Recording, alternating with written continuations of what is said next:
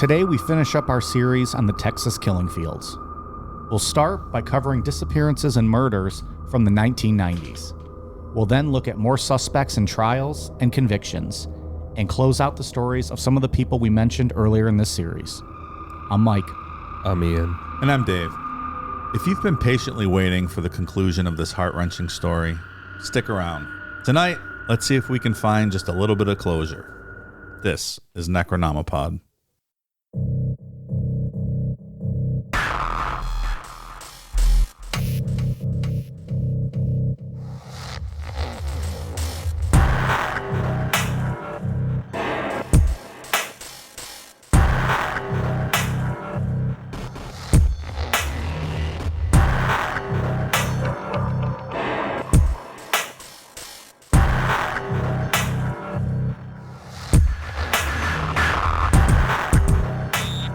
Got us a new beer to try out here tonight. Bud Light Next Zero Carb Beer. 80 calories, zero carb, probably less than zero taste, I'm guessing. But have you ever had a zero carb beer? What's Mick Ultra? That's the lowest I think I've had. Aren't they like 2.4? Yeah. How can you have beer with no carbs? And alcohol content wise, it's 4%. Miller Lite's like 4.2. Yeah, it's not that much, not much farther below. Is this going to be the alcoholic water? And like, I don't even mean like those fancy girl White Claw or whatever. Is keto when you don't eat carbs? Yeah. That'd be a game changer for keto people. I bet it's not perfect. I don't think you're supposed to drink hardly at all. Oh, really? When you do keto. Because there's still sugar, right? Like the sugar metabolizes. I'm not going to get into a nutrition debate, but no one's debating you, pal. No one's Discussion. debating. Discussion. So I'm I don't know what the interested fuck I'm talking to about. see what this looks like because I'm looking at the fine print here on the can. Uh-oh, fine print I did not read. Light beer with natural flavors and fruit juice for color. What? Did you buy us a seltzer, Dave? I think I may have bought a seltzer. It doesn't say. It says says super light crisp beer. light beer. That sounds seltzery, though. We don't have any glassware to pour this in, though. Unless you do a little dumper in that. Let's I see. don't know if you want to mix that with your whiskey. This smells atrocious. I gotta get mine open. Oh, that smells disgusting. Here, Ian, take a little smell of that. All right, looks like Beer colored. looks like very light beer. Ooh, when you first poured it, it almost looked like champagne. Yeah, it smells bad. Disgusting. Dave took a sip. It doesn't really have a taste, though. Well, it's what you'd expect. It smells bad, but no taste. No taste, less filling, no carbs. You get kind of that aroma, the smell when you first sip it, but it doesn't really have any taste. Right? Yeah. I don't taste anything. Right when it hits the front of your mouth, you get that kind of disgusting smell taste. But once you actually drink it doesn't have a taste. That front little disgusting part almost reminds me of like when I drink like bubbly or LaCroix. Yes, that's what it is. But you get that. For me, I enjoy like if I'm drinking a lime bubbly or that cherry bubbly, you get that flavor and it tastes good. That's what this is, except it's a weird taste. Yeah. And then the back end is very good. You want to try that, Ian? Yeah, I'll try it. Think of it like a bubbly, and that's almost what it's like. But then the back end is just no flavor. That's right. But it's beer. Yeah. It doesn't taste like beer. You get hit with a weird beer taste, and then it just goes away. Yeah. I don't even know is that a beer taste though at the beginning? I don't think that's beer. No, I don't know what it is, but It's hard to describe. Somebody once said that like when you drink those LaCroix or those bubblies or any of those drinks, it's like someone drank like say it's lime. So it's like they drank lime juice and then burped in your mouth. And I'm not going to lie, it's 100% accurate, but it's good. I like it. That front taste, whatever that is not good, but I could drink this. I wonder if you only get that front taste out of a can. Let me try to drink it out of a glass. isn't there whiskey in that though? Your whiskey was empty. Oh, okay. I feel like it's a little different in a glass. If you let it breathe a little bit. I feel like you're smelling the inside of the can and it's translating into that initial taste. That's really weird. Yeah, I'm not drinking that. It's horrible. That's what you're going with? Horrible for this? I don't think it's horrible. It just lacks any. You're like, what's in my mouth? I don't know. Some liquid. It definitely I don't know what it is. It doesn't have a defining taste whatsoever. But if you were trying to, I guess, catch a buzz or get drunk and not wanting to drink beer, this is all right. Not the worst thing. Like the seltzers are way worse than this. Yeah. I don't consider High Noon a seltzer. I don't either. Because it's I would have called you out immediately if I did. I would be ridiculous to say that. High Noons are delicious, splendid, delightful treats. All right. Weird can, too. Looks like an energy drink. Yeah, it really does. It's like a whole new look for Bud Light. Okay. Well, thanks, Dave. I'm neither disgusted nor impressed. Just, no carbs. It's no mint M&M. It's definitely not. I'll finish it. Waste not, want not. I would drink this. If I walked to a party and they had the seltzers and they had this, I would go for this all night long and I wouldn't be that upset. You sure about that? Yes, I'm very sure about that. Because I don't want all the sweet extra flavors necessarily when I'm trying to, do an alcohol. I get that. And again, hey, no carbs. That's not the worst thing. I'd take that. But give me my Michelob Ultra and my 2 carbs or whatever. You can handle 2 carbs. I would take that. You're kind of dainty. Please. Yeah. Come on. That's not the worst thing I'm putting in my body all day is the Mick Ultra. That's right. Just the fucking Wendy's and the Burger Kings and everything else. Anyways, so this story doesn't get any better tonight. No, we'll get a little justice in the end, but A little bit. Who knows if we got it right, but somebody was killed over this, right? Like, I mean, somebody was put to death over these murders. one guy's sitting on death row. Yeah. Okay. Yeah. 20 years maybe. Yeah, he'll get killed eventually. And we would be remiss without mentioning the death of Pee Wee Herman and Paul Rubens this week. Very sad day for the show. It is very sad. Big fan. How old was he? I didn't realize how old he was. 70. Yeah. Like, he was 70 exactly? I believe so, yeah. I was having a discussion about what he was arrested for when he was jerking off in the adult theater. I just assume that's what you do in adult theater. I feel like he shouldn't be judged for that. Like, what else do you do in those places? Yeah, what's the point? Like, who goes to watch porn and not jerk off, right? Yeah. Like, I wouldn't Is that go to one of those places, like, but I'm not going to kink shame him. Is that what people think his legacy is? Like, is that what people think? Yeah, they get mentioned all the time. Yeah. He got that pornography charge too. Oh, did he do something It's like, else? well, it was like they framed it as child pornography, but it was like vintage erotic. I don't even know the story, but I don't think it ever turned into what they how they framed it. Well, because I brought up the fact that Pee Wee died, and the person I had said it to was like, "Oh, he was a pervert." Yeah. I'm like, "No, he's not a pervert. Because he came to porn, he's a pervert?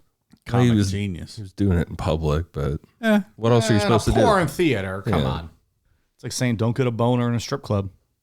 I will be honest. I'm not the level of fandom that you guys are of him. I don't mean this to be disrespectful, but like, Are you trying to drive me crazy? when I saw the little graphic pop up of like with like dates, I didn't look closely, and I was like, oh, it must be the anniversary of his death. I thought he had already died. I didn't know he was still alive. You can't just make up lies about people. I had no idea. But I also thought when I saw how old he was, I was like, oh, thought he was younger. I thought he was younger too. I would have You put him can't picture someone like that 70 years I old. would have put him in his 50s. He would have been like, he's still alive. How old is he? I'd have been like, oh, 55. Yeah. He didn't really age ever. Do you remember after that arrest we were just talking about, and then he hosted, or he was at one of those awards ceremonies, and he came out, he's like, heard any good jokes lately? Do you remember that? It's so fucking funny. It's the best. He was great. He was great in WWE. Yeah, A couple times he popped up there. He was one of those guest hosts, right? During like the 2010 like celebrity GM Yeah. era. Yeah. He did some stuff back in the day because there's some videos out there of him and Roddy Piper. Oh, is there? I Yeah. haven't seen that.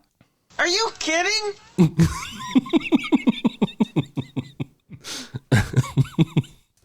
All right, you guys, let's do a show. All right, let's get through it. Where we left off on part 2, on September 8th, 1991, a fourth body was found in the field off of Calder Road in League City, Texas. At the time, this woman couldn't be identified. She was only known as Janet Doe. Janet Doe because police already had another unidentified woman found murdered in that field, so Jane Doe was already taken. The other 2 bodies were of 16-year-old Laura Miller and 23-year-old Heidi Fye. There was obviously a pattern of young girls and young women turning up dead in fields along I-45, but 4 in one specific field wasn't able to be ignored, so police brought in the FBI. The FBI provided them with a profile of a serial killer, which the police applied that profile to Robert Abel. He owned a popular horse riding ranch, and his property line went right up to the Calder Road field. Robert Abel wasn't from League City, Texas.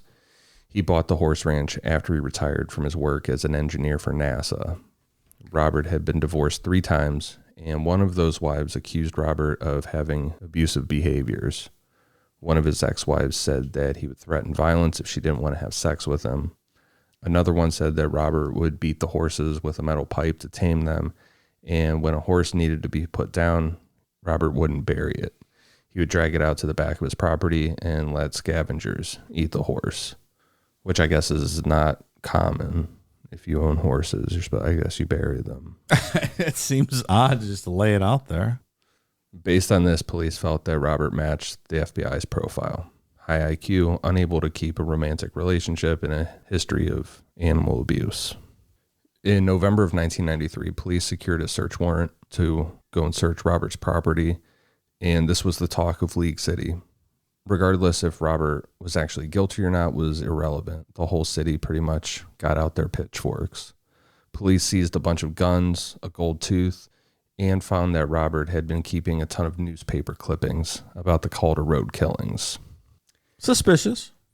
What's with the gold tooth? So the gold tooth ended up being his. Mm. I don't know why he kept it, but it ended up gold. being his. Yeah. He wants the gold. It belongs in a damn museum next to Patrick Swayze's tooth. Yeah, was Zach interested in purchasing that tooth? Probably. Go ask him. How much are you selling it for? The newspaper clippings are a little odd. Robert said that he was maybe helped solve the case, is how he put it. He's an engineer at NASA, an analytical guy. Mm-hmm. I don't know. It's a different day and age. That's really all you have is the newspaper. And if you're see yourself as potentially researching and trying to help, I don't find that unusual, I guess. Especially if it's right on your property, like someone murdered people next door to you. I could see how you'd be interested, right? Yeah, there's criticism of Robert Abel where he would be, people said he was too interested in the murders and things like that. And maybe that could be weird, but at the same time, wouldn't you be pretty interested if a killer was dumping bodies right next to your yard? Absolutely. I agree with the keeping the clippings, but the fact that he does kind of add up to the FBI's profile a little bit with the divorces, Sure. the history of violence or alleged history, the horse thing, the guns. Person of interest for sure. It could go either way. But I don't think it necessarily means, oh, this is our guy. Yeah. By no means. Like if a year later you found out he was the killer, you wouldn't be surprised. But a year later, if you found out that he was a real smart guy and did a lot of research and found the killer, you wouldn't be surprised at that either. Yeah, it was really public how they executed the search warrant. Small town. And as soon as he was labeled as the person of interest and a search warrant was executed, that was it. Yeah, of course. He is the killer. He's the guy. Back in part 2, we talked about how Laura Miller's father, Tim Miller, was on a really destructive path trying to figure out who killed his daughter. He would sit out in the field with a gun waiting for the killer while drinking beer, and sometimes he would end up passing out in the field. Tim had been focused on a suspect we talked about last week, Clyde Hedrick, but when he found out about the search warrant on Robert Abel's property, it became an obsession for Tim to get Robert to confess to the Calder Road murders. Tim would sit out in front of Robert's house every day, and every day when Robert would come out to get the mail, Tim would call him a murderer and, telling Robert to confess. Tim went around League City making sure that everyone was aware that Robert Abel was the man who was guilty of the Calder Road murders, and people listened to Tim. If Tim ran into Robert in public, like let's say they were at a grocery store, Tim would make a huge scene accusing Robert of murder. Tim would leave threatening and harassing messages on Robert's answering machine, and all of this just completely ruined Robert's life.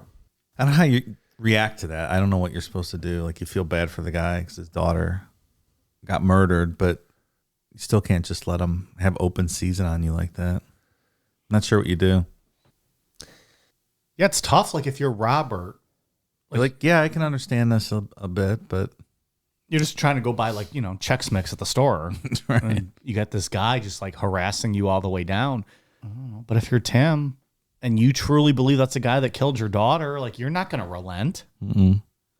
And Tim's already in a really rough state of mind with It's a dark place. Yeah, staying out there all night long and doing Not all doing that. himself any favor. Yeah, he's not well. He's not well here.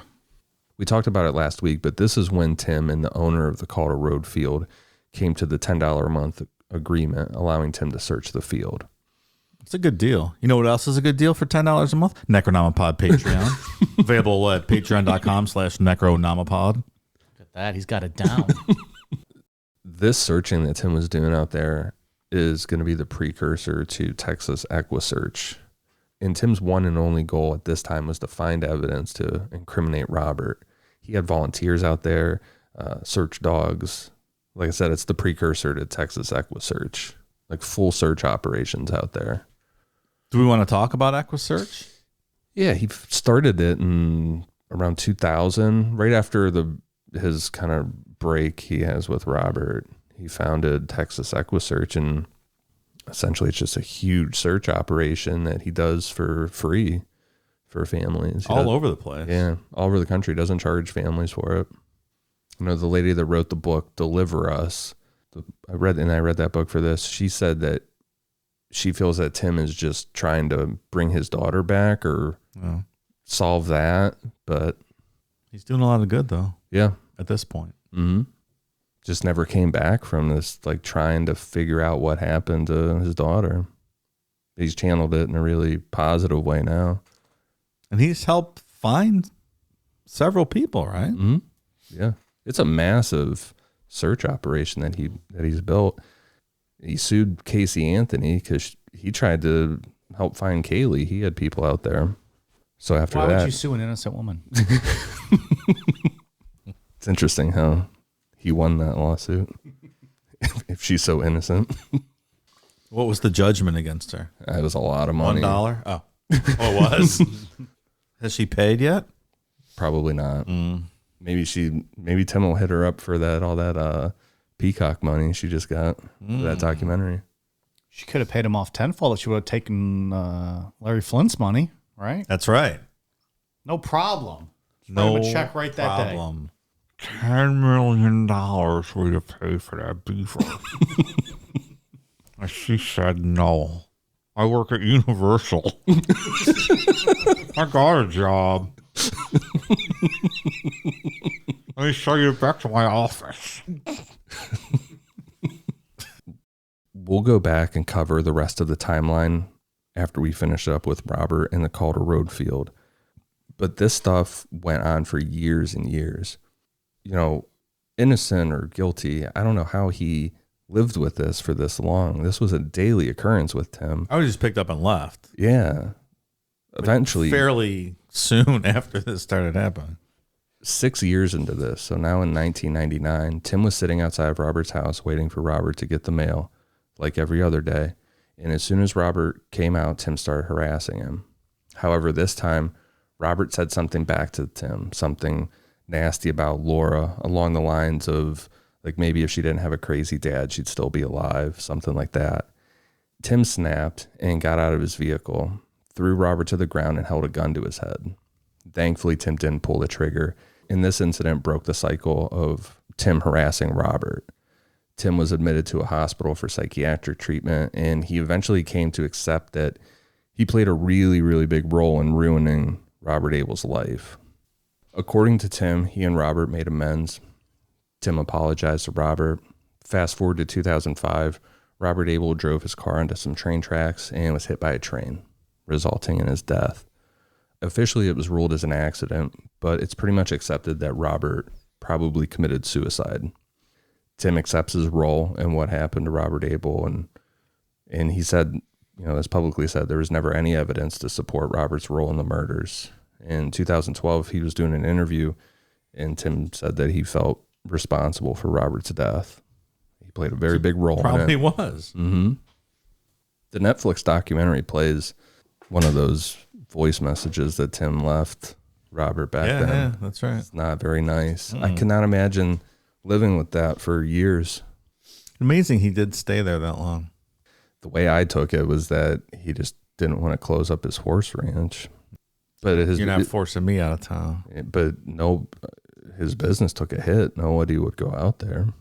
No, you're going to bring your kids to your horse ranch, right? Into the, all the way to the fact that you're going to kill yourself. Like at that point, pack up if you need to. If you're able to do it. I think he was at this point, right? Like he left and then killed himself a couple years later. Yeah. It's technically it's ruled as an accident, but seems to be what he did. Just more collateral damage from all this. Another innocent victim. The Calder Rd murders sat cold for years until April of 2019, when Shirley Cook, who lives in Tennessee, read an article about the Texas killing fields and about Jane Doe, who had a distinctive gap in her front teeth. Shirley called the League City Police and told them how back in December of 1985, her niece, Audrey Cook, who was 30 years old at the time, went missing from the Houston area. Shirley told the League City Police that her family reported Audrey as missing to the Houston police back in the 80s, but nothing ever came of it. Yeah, she probably ran away. The League City Police put Shirley in contact with the FBI because turns out Shirley was scheduled to be called regarding her niece. Using genetic genealogy, the FBI were able to find family members of both Jane and Janet Doe. Jane Doe was Shirley's niece, Audrey Cook, who disappeared back in 1985. Janet Doe was Donna Perdome, who was 34 years old when she disappeared from Nassau Bay, Texas, in July of 1991. Donna lived a pretty hard life. She was addicted to drugs and in a very abusive relationship. When Donna disappeared, her family thought that she might have just taken off, get out of town, get away from that abusive relationship. But they always felt like something could have been wrong because she just left behind her kids with her mom. Last week, we talked about Clyde Hedrick's connection to the Calder Rd field, as well as his story about Ellen Beeson drowning back in the 1980s and him dumping her body in another field along I-45. In 2012, another autopsy was done on Ellen's remains, and using new science, a forensic anthropologist found her skull had been fractured before her death. So Clyde was charged with murder, but there still wasn't enough evidence to prove that Ellen's death wasn't an accident. So a jury ended up convicting him of involuntary manslaughter, and Clyde was sentenced to 20 years in prison. He was only there for 7 years and was released in October of 2021. He's a super creepy guy. Very much so. And a lot of that. Well, they say that about me, but do I have to go to prison? Not yet. Not yet. There's nothing wrong with being creepy. You sure about that? So I peek in windows every now and then. Sorry, I like to creep in up at drive-thrus and peek in their windows and look at them making those burgers. Right. Does that make me a criminal? Oh, slap that patty. Slap that beef patty. Give me some of that. Does that make me a criminal? No, not in my eyes. Thank you. Don't forget that fucking zesty sauce. Sons of bitches. I was going to say a lot of that documentary focused on Clyde's stepdaughter and like what a perv he was and abusing her. And yeah, he had drilled a hole in the bathroom wall or in her bedroom wall to be able to watch her. Yeah, she had gone through a lot of trauma with this clown. All right, in all fairness, that's pervy. Yeah. What I do is not. I'm just watching, beef patties be cooked. Yeah. Not watching, people. Allegedly. Until they prove it, I'm sticking with my story. And everybody is of agreement that he killed Ellen Beeson. Like, that drowning story was ridiculous. Yeah. All of it. So That was the one where she was swimming, but he's like, "Nah, I'm not going to swim." Yeah. And he's like, "Oh, she died." Okay. But there's just too much tying him. Like he lived down the street from Laura Miller. He most certainly knew her. She may have bought weed from him inside his house. Like he knew exactly who this person was. Ellen Beeson met Clyde Hedrick at the same bar that Heidi Fye was a bartender at. Like it all ties together. I think that he definitely killed Laura Miller and Heidi Fye as well as Ellen Beeson. Wow. All right. See you next week, everybody. I don't think he killed the other two though. No? Jane Doe and Audrey and You think someone saw that like that's Donna. a good place to dump bodies? yeah, Donna. Yeah. Donna Perdome. Because they weren't from that area like these girls, right? They were from out of town. If you're familiar with the area and you kill someone, you're like, hey, what if I just go dump them in this Calder Road field? They'll tie it back to this other person they're looking at, potentially. Smart. Okay, that makes sense to me. The Galveston County District Attorney has publicly said that Clyde remains a suspect in the Calder Road murders, but they don't have anything to charge him with. Tim Miller fully believes that Clyde is responsible for those murders, and at the end of 2021, Tim filed a $110 million lawsuit against Clyde for the death of Laura Miller. In July of 2022, a judge granted Tim's request for a default judgment, which means that because Clyde never showed up in court, Tim won the suit by default. Tim said that he filed it to let Clyde know that he's still there looking to solve Laura's murder. As of us recording tonight, Clyde lives in a halfway house and still denies any involvement in the Calder Road murders and Ellen Beeson. Wouldn't it be wild if between the time you finished these notes and sent them to us, and then as we record, he changed his story and came out publicly with it? And you were like, as of this recording, we're like, no, you fucked up, man. You didn't read the news today, fella. Yeah. When you sent these to us 24 hours ago, that might have been true. Not no more, as they say in the South. Not no more. Is that what they say in the South? Probably. They also order Coke. What do you want from me? He had quite the fall from his looks as well. Back in when these murders happened, he was like kind of that. Last week you said Marlboro Man looking guy. Right. Nowadays he looks like he's been smoking meth for a very long time. Half his face lives in that halfway house. Jesus. That's all there's left of it. Yeah. Before we get back into the timeline of the other killing field victims from the 90s along I-45, there's one more suspect to wrap up the Calder Road murders. Mark Roland Stallings. KHOU out of Houston interviewed Stallings. So I just put this article from them in here. A Texas prisoner has admitted he killed one of the young women whose body was dumped in the so-called killing fields of League City. Behind prison walls, behind thick glass of a visitation room, Mark Roland Stallings is clear and convincing in his account of what happened 25 years ago. I'd walk out there right now and point straight at where she was, Stallings said. I-Team. This is not Carl Monday. Carl Monday. This is not him. This is not him. Should have been him. Right. I-Team investigator. You knew from the moment you picked her up? Stallings. Exactly. When I picked her up, I knew what I was going to do. Stallings had picked up the young woman on a telephone road near Interstate 610. He described her as trashed, wasted, and with skin barely over her bones, and emotionally gone. He said they went to a motel and did some drugs. And I said, look, let's go for a ride, Stallings said. That ride took them south to League City and a field off Interstate 45 and Calder Road. It's where Stallings once worked as a ranch hand and where 3 bodies had been discovered in the 1980s. The young woman with Stallings would be the 4th in the Texas killing field. The decomposed body was found months later in 1991. Authorities have never been able to identify the woman.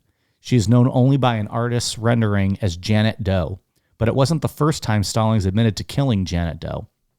Jim Carroll is an ex-con who exchanged letters with Stallings for more than 2 years, between December 2013 and January 2016. The two wrote more than 36 letters back and forth.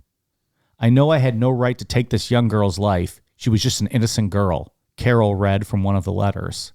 For Carol, Stallings' tone is clear. I think he's trying to clear his conscience because he knows he's not going to get out, Carol said. Stallings, 50, is serving more than 2 life sentences for unrelated crimes, including aggravated kidnapping for a 1998 escape attempt while in prison. If he is, in fact, clearing his conscience, he's doing so in great detail. During the interview, Stallings pointed out the location of Janet Doe's body in a map he had drawn for Carol. There she is, right there. That's exactly where I put her. Exactly where I put her, Stallings said. But to this day, Stallings has not been charged in the murder of Janet Doe. Texas has convicted people for less than this, Carol said. Indict him. It's not that simple, according to investigators at the League City Police Department. Quote, just because somebody says they did something doesn't always give us ammunition to go to court, said Detective Marty Grant. Grant was one of the original detectives on the Janet Doe case. In 2001, he questioned Stallings over 5 days at the scene and said the suspect confessed back then, too. But Grant said Stallings later recanted. Now his story is changing again. Quote, some of the things he told you does not corroborate some of the things he told me all those years ago, Grant said. The inconsistencies throw even more questions into the mix and add to the mystery of the Texas killing fields. As for the other 3 victims, Stallings denied ever killing them, and League City Police said they continue to build a case on another suspect in those murders. Grant said investigators plan to pay Stallings a visit in prison, with the hope he will once again talk about what happened to Janet Doe. So Janet Doe being Donna Prudhomme. Mm-hmm. There seems to be like a 50-50 split on whether or not investigators, some believe him, others don't buy his shit. He was taken out one time, or he was taken out multiple times to show locations in the field to try and prove, what he was saying. And after a while, police on that trip started to get the vibe that he was just lying and trying to find a way to escape while he was out there, that this might just all be just to get out of prison for the day. Yeah, just to get out and then get a way to take off once he was out in the field. If he was a ranch hand next door, he knew the area. Right. But he did work at Robert Abel's ranch, so he knew damn well that Laura Miller, Heidi Fye were already found out there. Yeah. Yeah. Robert Abel said he's a piece of shit, which clearly he is a piece of shit. He's in prison for kidnapping. Right. When he calls Donna Prudhomme, like talks about her being, how she was addicted to drugs and her skin was really, she was really, didn't weigh a lot, like lost a lot of weight. That is what she looked like in real life. Once they identified her and showed her, you have a picture of her, she was very skinny. Did he make these statements before they actually knew who she was, though? Yeah. So he would have known that prior knowledge? Yeah. Okay. I'd be willing to say that he did at least kill her. I don't know about Audrey Cook. Okay. So he worked next door. He knew they dumped the other bodies were found there. If he did end up killing somebody, it's probably the first place that he would think of to dump a body, right? That tracks. Yeah. If you go off of what Robert Abel said when he was interviewed way back then, he said Stallings is a moron. Pretty much. He said that he said something like he can't string together a fence or something. He's so stupid. Like your neighbor. Yeah. God damn. What if he listens? He needs a fence building class. So it would make sense if he killed somebody, as he said in his story, and the first thing he would think of is, because he would be a stupid criminal. The first thing he thinks of is to go out to that field. Yeah. Indict him. Declan, get the League City Police on the phone now. We've made a determination. He'll do it. He'll get him. All right. We'll talk to him in the break. Yeah. Necronomipod is sponsored by BetterHelp. Remember when you graduated from high school or lost your job or just got out of a long-term relationship? Did you feel like your life was at an impasse? What did you do to assure yourself you were on the right path? Sometimes we're faced with crossroads in life, and we don't know which path to take next. Maybe you're thinking about a career change or feeling like your relationship needs a little TLC. Whatever it might be, therapy can help. Therapy can be beneficial in helping us learn about ourselves, which in turn gives us the tools to help guide us through our decision making and helps you choose your destination when you come to that crossroad. Therapy empowers you to be the best version of yourself, and with that extra confidence, nothing can hold you back. So, if you're thinking of starting therapy, give BetterHelp a try. It's entirely online and designed to be convenient, flexible, and suited to your schedule. All you have to do is fill out a brief questionnaire to get matched with a licensed therapist, and you can switch therapists anytime at no additional charge. Let therapy be your map with BetterHelp. Visit betterhelp.com/necro today and get 10% off your first month. Again, that's BetterHelp, HELP.com/necro. So that wraps up Calder Field. See you next week. Can you imagine if we came back from a break and just like end of the show? People are always looking for you to follow through one time. That's it. End the show. You're going to be real pissed if that happens. Like, if we came back from break and it was like, we are on Twitter, Facebook, Instagram, YouTube at Necronomipod. We'll have to do that once and then just like come back the next week and be like, all right, here's the rest of the story. Surprise part 2. Right. Break it in half on the fly. Just not let people know. Yeah. But only like a 30-minute show, the first part. Like just take a real quick one and just cut it up. That'd make everyone so happy, I bet. They'd Try it love out and see. They'd love it. So getting back to the timeline of the 1990s for the rest of the I-45 killings, Crystal Baker, age 13, was last seen near I-45 in Texas City on March 5th, 1996. Crystal lived with her grandmother, and on that day they got into an argument, so Crystal walked to a tire shop not too far away to use their phone. The belief is that she was trying to call a friend to pick her up or something along those lines.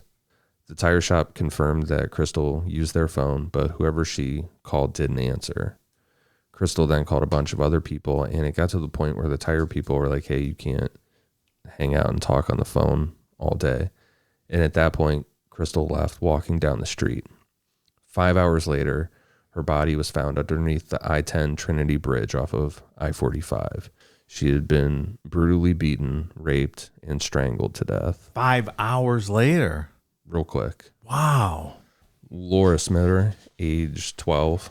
She was last seen in Friendswood, Texas on April 3rd, 1997. Laura's mother passed away when she was a baby, and her father ended up getting married. So Laura's stepmother raised her from the time she was a baby until she disappeared in 1997. Her mom's the one that we talked about, I think, in part 1, where they were talking about just like the knowledge of things like child predators and stuff. And she was the one that said that pedophile wasn't in her vocabulary. Yeah, I didn't even know that was a thing. Yeah. Laura seemed to be getting into exercising or something along those lines, because on April 3rd, 1997, she went out to jog around her neighborhood. This is like the classic everything is perfect type neighborhood where you wouldn't think twice about letting your kid go play or walk around the block or, jog around the block like she was doing. When Laura never came home, a full-scale search was launched to find her, but nothing turned up. Then 17 days later, her body was found in a drainage pipe in a retention pond in Pasadena, Texas, near I-45. She had been decapitated, and she was nude except for her socks and a ring on her finger, which that ring was initially used to identify her. Decapitating a 12-year-old. It's something. This is a horror. Certainly something. Not a good one. Like they covered this a lot in those documentaries. This is awful. Tim was really involved in this, helping search for her. Yeah. Because it wasn't treated like, now we're in the 90s and They were on it. law enforcement is learning from Yeah. all the bullshit from the 70s and 80s. Does Tim and EquiSearch, do they focus on minors only? Or is it just any missing people? I think it's any missing people that they can help with. Yeah, I don't think it's minors only. I just didn't know if, But yeah, he does it all for free. He doesn't charge a dime from anybody. wow, good for him. Kelly Cox, age 20. She was last seen on July 15th, 1997 at a gas station in Denton, Texas. Her remains wouldn't be found until almost 20 years later, which we're going to get into that in a little bit. Jessica Kane, age 17. She was last seen at Bennigan's restaurant near Baybrook Mall in Clear Lake, Texas, with friends around 1:30 a.m. She was reported missing on August 17th, 1997, when her father found her truck abandoned along I-45. Again, her remains were found 20 years later, which we're going to get into. Sarah Ann Lewis Trusty, age 23, was last seen in Algoa, Texas, near her church, riding her bicycle around 11 p.m. on July 12, 2002. The bike was found in the foyer of the Algoa Baptist Church the next day. Her body was discovered on July 28, 2002 in Texas City in a nearby reservoir by 2 fishermen. And then the last victim in the whole stretch of the Texas killing fields, Teresa Lynn Vanegas, age 16, was last seen in Dickinson, Texas, walking in an upper-class subdivision on October 31st, 2006. 3 days later, her body was found strangled. She was raped, and her hair was cut off in a field across from Dickinson High School. Were these more widely known, these crimes at this time? Yeah. Compared to the earlier ones we talked about? Because it seems like a scary place and time, right? By the time these killings are happening, Houston Chronicle has put out a really in-depth article after they says the Texas killing fields real big on the front. Yeah, it's pretty well known that it's a dangerous stretch of highway, surrounding communities. Cutting the hair off is also a weird thing. I don't know is that something we've talked about before? Cutting the hair off a victim? No, No, you don't hear that too often. That's a weird one. That's different. And I know we're talking about a lot of maybe different killers here, serial killers. That one just seems like maybe it doesn't fit necessarily for that. If there was like a special thing. Yeah. I don't know. That's just something we've never, I think in all the years of doing this, we haven't touched on. Decapitating a 12-year-old too. Like it seems like different MOs. It seems very harsh, very weird. Yeah, there was definitely at least 10 killers involved in the story. Just utterly terrifying. We talked about it earlier, but we get to end with some justice for a couple of the victims. Last week, we talked about 19-year-old Shelley Sykes. She disappeared after leaving her job as a waitress in Galveston, Texas in 1986. Her car was found abandoned on I-45, and the driver's side window was broken, and there were bloodstains found on the door and the driver's seat. In 1987, 30-year-old John Robert King called the El Paso police, saying that he and 33-year-old Gerald Zwarst attacked Shelley Sykes while she was in her car. Then they raped and strangled her. And nobody knows why this guy did this. I was just about to ask, why did he call? Nobody knows why he did that. Just had a fleeting moment of regret, guilt. And the other guy was very matter-of-fact about it too, because Gerald Zwarst was arrested, and he gave an interview and was like, yeah, we knew exactly what we were going to do that night. And as soon as we found our victim, that was it. Very matter-of-fact about it. Both of them were asked to show police where her body was in exchange for avoiding the death penalty, but their directions didn't pan out. King and Zwarst were convicted of aggravated kidnapping, and both of them were sentenced to life in prison in 1989. They were also investigated for other murders along I-45, but both of them denied any involvement, and there wasn't any evidence to tie them to other murders. But I do think that they are a solid suspect for the disappearance of 22-year-old Suzanne Richardson. She comes right before Shelley Sykes in the timeline. We talked about her, same street. She disappeared while working from a hotel. That's where they heard the commotion. Someone who was sleeping upstairs heard the commotion. She was just gone. Yeah. Never, and her body has never been found again. So literally like the same exact story pretty much. And the fact that it happened on the same street. Yeah. This is just Also that. there's just a lot of bad people in this area, whether it's because of the oil workers or transient population or whatnot, but god damn. Just drifting through. Yeah. And like the people drifting through, maybe you think they hear about this area and they know, hey, this is where I can go cash in. How many serial killers in other cities maybe drifted down here because they're like, oh, look this, I can throw a body here and it's going to get caught up with everybody else. They will never suspect that, me from Omaha, Nebraska is the one that did this. And I'm going to get my rocks off by, killing underage girls or whatever it is. Do you think there's an underground community of serial killers that share tips of the trade? And You've asked that before, I think. Have I? Yeah. I'm still wondering. We joke about them like having like a round table about like, oh, well, I can get away with this and this. like an underground community. Look, at this point, I think there's probably an underground community for everything that you want to find online or the dark web or any of that. Right? There's got to be. There's a reason why people are still doing this and getting away with it. I suppose. Yeah, I mean, back in the 80s, Leonard Lake and Charles Ng found each other. Yeah. And Yeah. nowadays it's easier to do that. And like, look at all like the child porn that goes on out there. Like, there's clearly a community out there where they're able to exchange this stuff. Right. You would Can't just make up lies about people. Thanks, PB. Like, you have to imagine they're only arresting the tip of the iceberg with some of this stuff. That's what's so scary. Exactly. Or how many people Or actually... the bad criminals. Yeah. right. Sorry, I did not mean to cut you off there. It's scary to think about how many people have these type of thoughts but don't act on them. Yet. Yeah. Like they're an inch away from acting on it.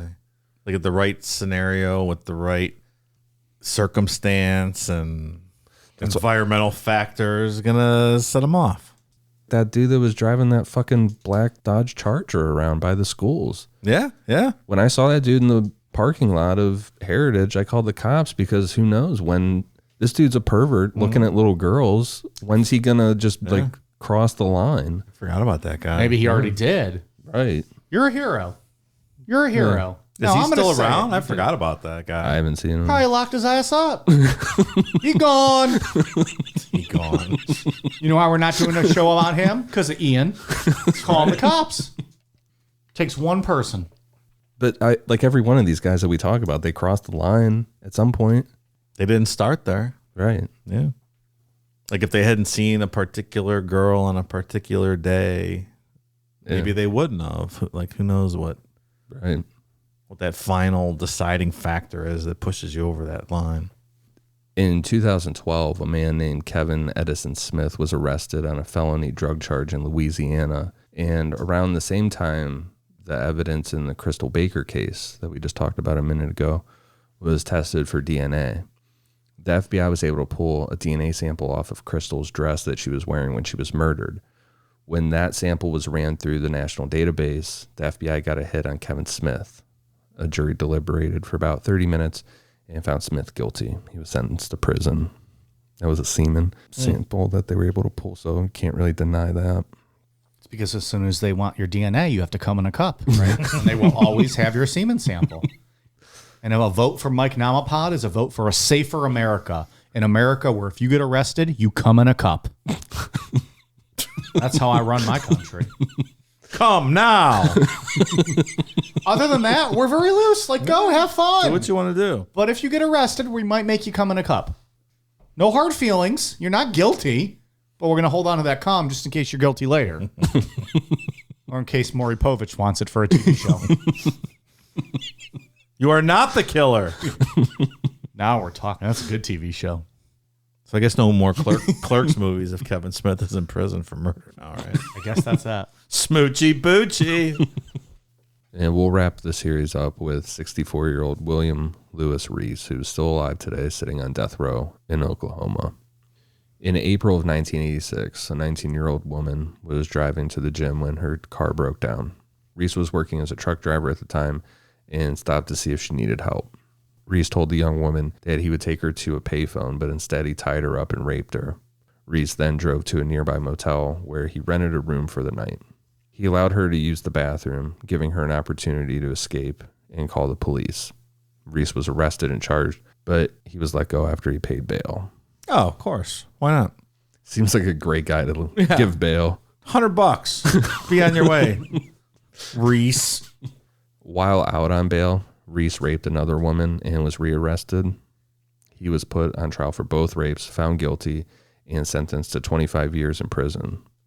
Later on, his attorneys appealed the conviction, which allowed for a review of his case. That review found that there were some procedural errors in Reese's case, which caused his sentence to be reduced. And then that led him to be paroled in October of 1996.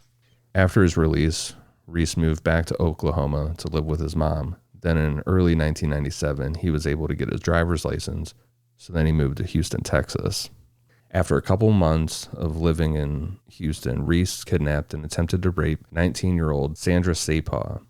In May of 1997, Sandra stopped her car at a gas station in Webster, Texas to use a payphone, where she was spotted by Reese. She got into her car and started to drive, but after a few minutes, she realized that one of her tires were flat. Reese, driving in his truck, stopped and offered to help. After luring her inside of his truck, Reese held Sandra down and bound her wrist before driving away along I-45. Sandra managed to break free and jumped out of the truck, which was going full speed down I-45, so she was severely injured. Can you imagine doing that? Well, she said in another interview, either this guy's going to kill me or I'm going to die trying to get away. That's wrong. No, absolutely right move for sure. Do you think he slid her tire at the gas station and followed her? That's the assumption, right? Yeah, that's what he did. Yeah. That's his MO, is doing shit like that.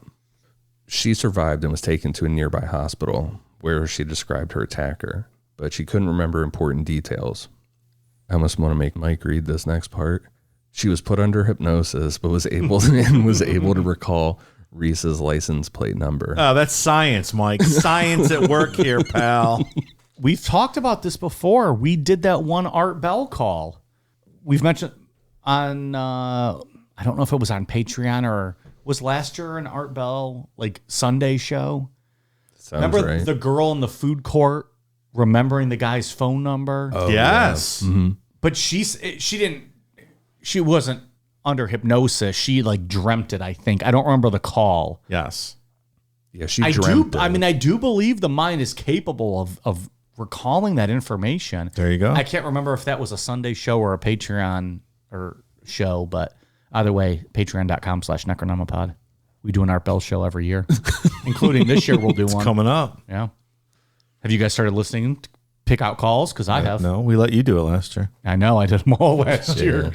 Well, so far I've been listening, and so far I have 0 calls. So we're going to have to get to work on that one. I listen to Art all the time, but Yeah. I haven't been listening to any of that stuff. You got to do some open lines and just start pulling some timestamps. That's what I do. I just do the open lines. So after they got Reese's license plate, Sandra picked him out in a photo lineup, and he was placed under arrest. Immediately. Mm-hmm. Yeah. Without hesitation. Right. Yeah. She picked him out immediately. So Reese was convicted of kidnapping and sentenced to 60 years in prison. In the early 2000s, laws were passed requiring inmates to provide DNA samples to be entered into national databases. In 2015, his DNA was matched to the murder of 19-year-old Tiffany Johnston. On July 26, 1997, Tiffany's Dodge Neon was found abandoned at the Sunshine Car Wash in Bethany, Oklahoma. Tiffany's body was later found on the side of a dirt road near I-40. Tiffany had been raped, beaten, and strangled. So Reese was charged with Tiffany's murder, and in 2016, he started cooperating with investigators. He admitted to Tiffany Johnston murder, and he further went on to confess to the murders of Laura Smitter, Kelly Cox, and Jessica Kane, who we talked about tonight. Reese was very adamant that these murders weren't sexually motivated, but I'm assuming that's because these are all young girls. Laura Smitter was 12 years old, but she was found nude. Yeah, these guys are always seem to be embarrassed about it being sexually motivated. Like, they're not embarrassed that they murdered a kid Or decapitated them. but they're embarrassed that they might get talked about having raped them. It's very strange. Yeah. It's just the underage thing, Yeah, it's odd. because that's And like you the said, lowest of the low. they're always nude. So Is it because you're going to get in big trouble in prison I'm assuming. for raping them, not necessarily killing kids? Is that what it is? but then why not If anything with a child, I feel like you're the lowest of the low in prison, right? You're in the Get into some trouble. you're on the bottom of the food chain. Yeah. But is raping them worse, I guess? So you don't want to be labeled that in prison. That's got to be it, right? Well, he goes into this whole he whitewashes this whole thing because he says it was a rainy day. She was out jogging, which that's real, but he says it was a rainy day. He accidentally hit her with the car. Then he strangled her to, Yeah, that's what I would do if I hit a kid. I'd strangle him and cut him in half. Sure. But why was she decapitated? Why was she naked? Yeah. Fucking weirdo. With Kelly Cox, Reese said that he was driving from Oklahoma to Houston when he stopped to buy some whiskey at a gas station in Denton. He claimed that he got into an argument that turned physical with Kelly Cox, and he strangled her in that fight. Like we talked about earlier, those remains that were found 20 years later, Reese led police to Kelly's body, which he was buried in the woods in Brazoria County. Again, he swore that this was not sexually motivated, that he did not rape her. But again, with that, everything he's been caught for is rape. Yeah. Everything this guy's went to prison Right. for is rape. And finally, 17-year-old Jessica Kane, Reese tried to hit on her at a restaurant, and she told him no. He got pushy about it, and she told him to fuck off.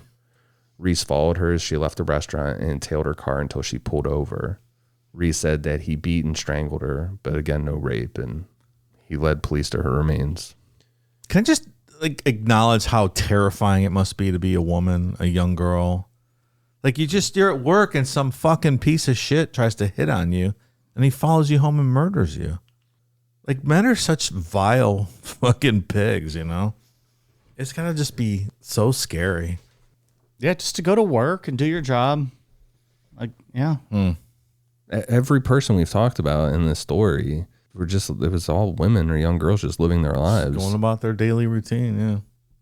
And last week when we were talking about Heidi Fye, that mindset is applied to the police officers too. They made the comment that Heidi Fye probably turned down some guy that was hitting on her, and he didn't like that, so she was killed. Like, that's all right. Yeah. Right.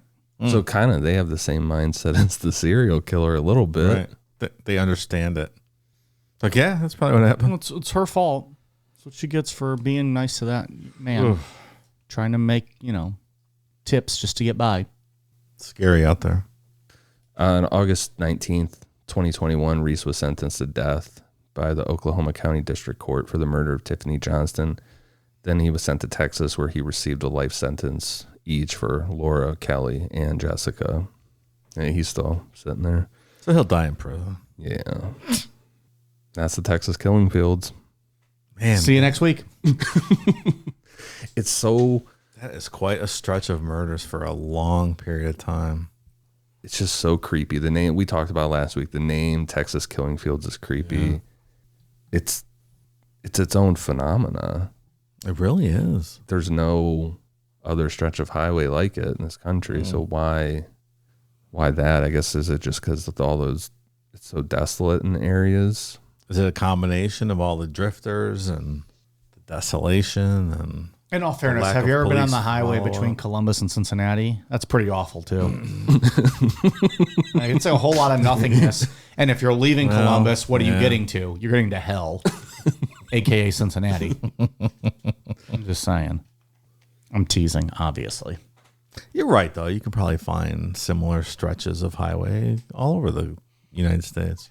You can find stretches, but you're not going to find the bodies, which makes this, I think, like why? So what is it? What is? Yeah, what is it? The drifters combined with the desolation, combined with the police in action, combined This the has transient population kind of thing. This has that like mob feel, like that outside of Vegas type thing, like when you go bury the bodies or whatever.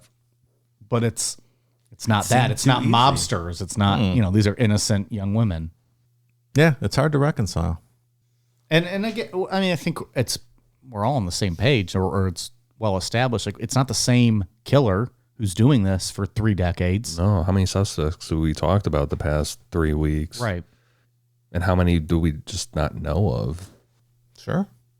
How many more bodies are out there they didn't even find? Right. I think it's about 29 we covered, 29 victims over the past 3 weeks. Not all of those were single, or some of those were single murders. So maybe you could be looking at like 15, 20 killers. Yeah. When it becomes known how easy it is to dispose of a body there, then sure. Well, hopefully they can figure something out with... Wrap up the rest of them one of these days, hopefully. Maybe our friend Clyde can shed some light on what happened sometime. Yeah, maybe he'll make some type of confession eventually. Maybe.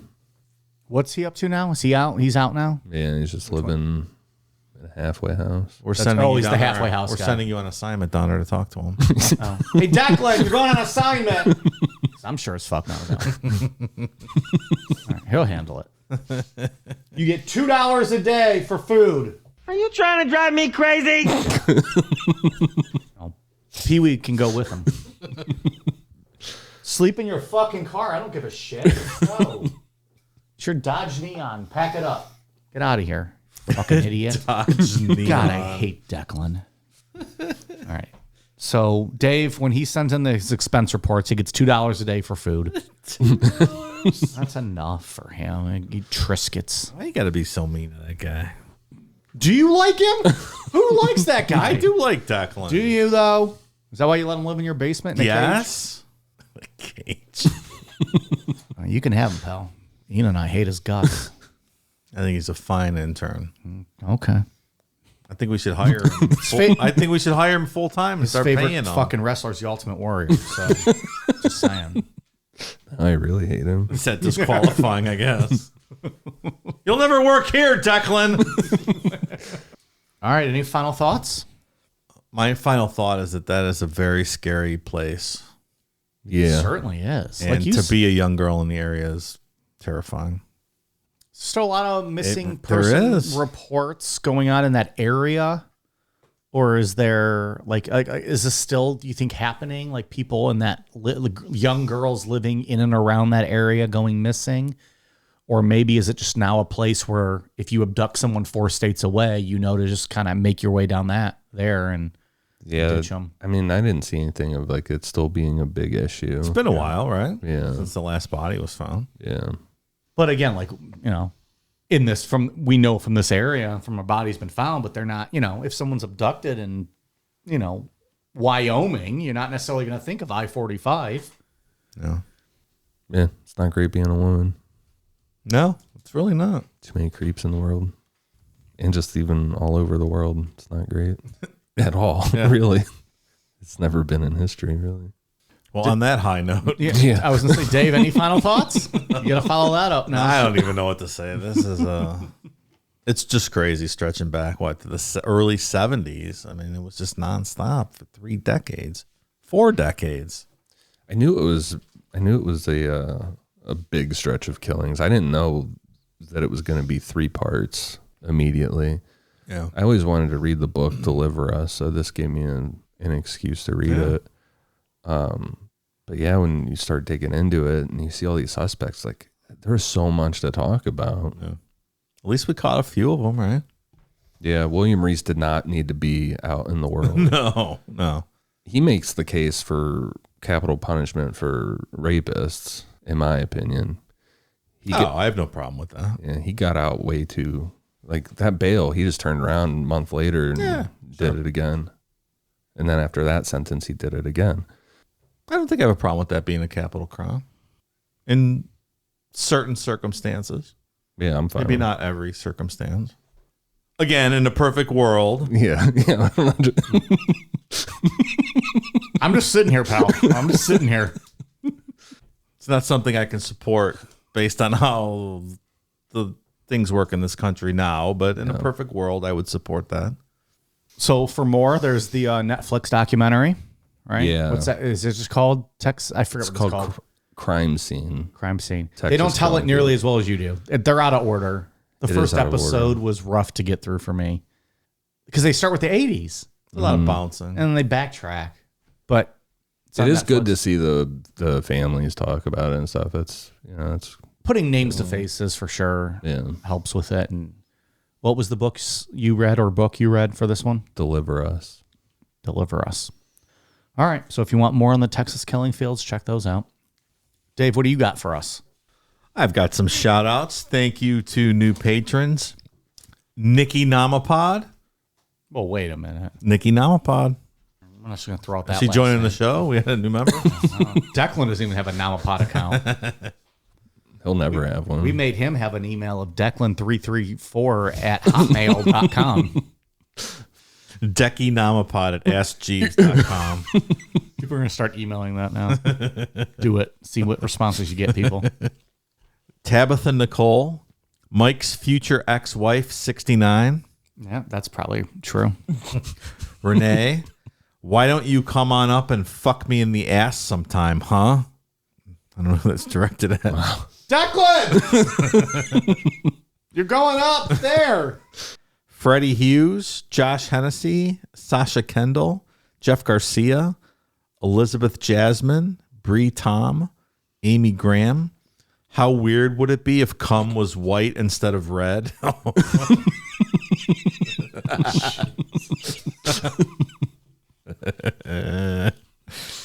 Callie Harper, Reekin on the Run, Close Your Blind Security Rapid Response Team. Now we're talking. Jackie Boutot, Two Brain Cells, Jojo Colorado, Matt Big Hammer, Ashley Annaline, Aaron Carlson, Mike's cum tastes like mint chocolate chip.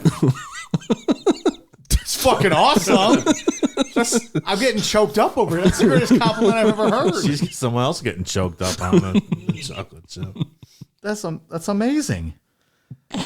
Mike's college bitch number 666. A lot of Mike patrons this evening. I don't get that one. Michelle Mortensen, Heather Lee, Mike Elias, Ryan Waycaster. Bruce Mangold is definitely not a moon man. He's a lawyer. Amanda Gatto, Kay Tattoos, and Daniela Nicole Cardinal Weinberg. Thank you so much, new patrons. Ian, what do you got? For iTunes, I have one for Indy Zebra, Nurse Parker, Graveyard Hex, He. But they just like typed it way. Yeah, I think that's what they wanted. They came for the hee-hee, they stayed for the ha-ha. Sarah Farmer and Thomas TJ. Thank you guys for the awesome reviews. Dave, anything else? I have some gift shout outs to thank some of the people that sent us some gifts to the P.O. Box. Paul, thank you. Sent us some custom keychains with the Necronomicon on there. That's right. Very cool. Thank you. Hannah Ford sent us a signed book from Travis Walton. She met him at where did she meet him? At a conference or some event? Oh, Ian, probably a MUFON show you threw or something. Yeah. Did you sponsor that? So very cool. Nice little inscription there by Travis Walton. Ian's not hard in the slightest. So thank you, Hannah. Very cool. Sheena Morris passed along a couple of books for Ian and I and a Jeff Gordon shirt for Mike Nomopod. Oh, look at that throwback Jeff Gordon shirt. Thank you. How about that? Very cool. And one of our friends in the UK sent Mike Nomopod a box of crispy M&Ms. There was no name from the sender except the store that it came from. So thank you, friend in the UK. Yeah, thank you. Tastes like shit, but thank you for sending them. I appreciate it.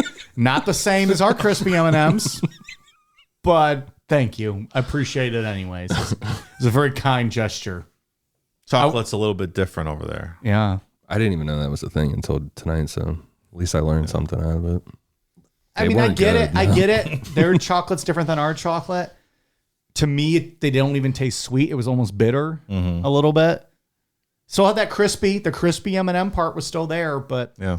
it's not good. The coloring was weird. Coloring was a little off as well, but Maybe they just don't use all the chemicals we use over here. probably also true. I'm not a big sweets eater, but when I'm looking for that sweet, tasty treat, I want that sweet, tasty treat. Let's just drink your own cum. It tastes like mint chocolate chip. Just blow a load in your mouth. This was the first I'd heard of it, Dave. I'd never See, you had didn't the know. taste of my own cum before. Now I'm being told by my ladies that maybe it tastes a little mint chocolate chippy. It's probably someone you delivered a hefty load down their throat, and they were just reminding you how good it tastes. I'd imagine so, probably. It's not unlikely. But anyways, thank you for the crispy M&Ms. Won't be finishing that bag. Sorry, I'm not trying to be a jerk. It's just different. They're different. It's not the same. I'll eat them.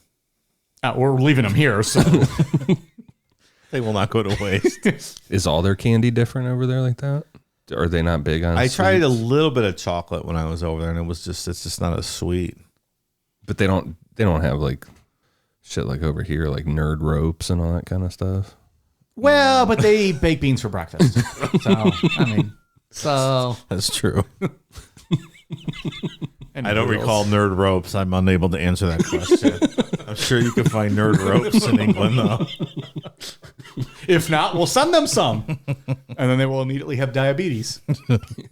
Here's your diabetes, UKers.